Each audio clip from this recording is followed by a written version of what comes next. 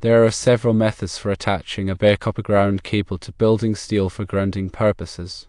The optimal approach depends on factors such as desired impedance, environmental conditions, cost, and available resources.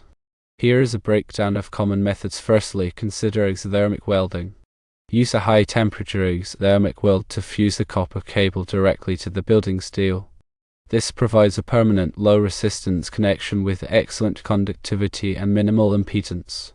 Keep in mind that it requires specialized equipment and training. Secondly, you can use a mechanical clamp. Employ Underwriters Laboratories listed mechanical clamp specifically designed for grounding bare copper cables. The clamp provides a secure and reliable connection with good conductivity. Ensure the clamp is properly tightened to the recommended torque. Thirdly, consider stud welding. Weld a stud onto the building steel and attach the copper cable using a compression lug. While not as ideal as exothermic welding, it provides a low impedance connection.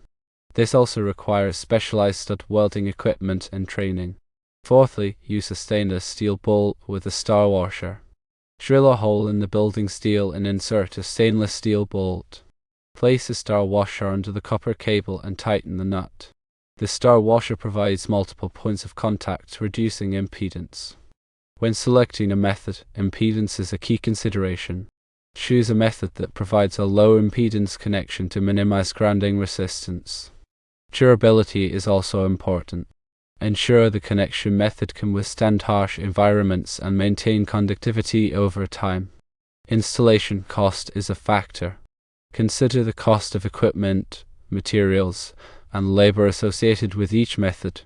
Safety must always be prioritized.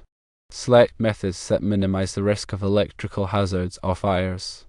As additional tips, always clean the contact surfaces on the copper cable and building steel to ensure good conductivity. Apply anti-corrosion grease or sealant to prevent oxidation and improve reliability.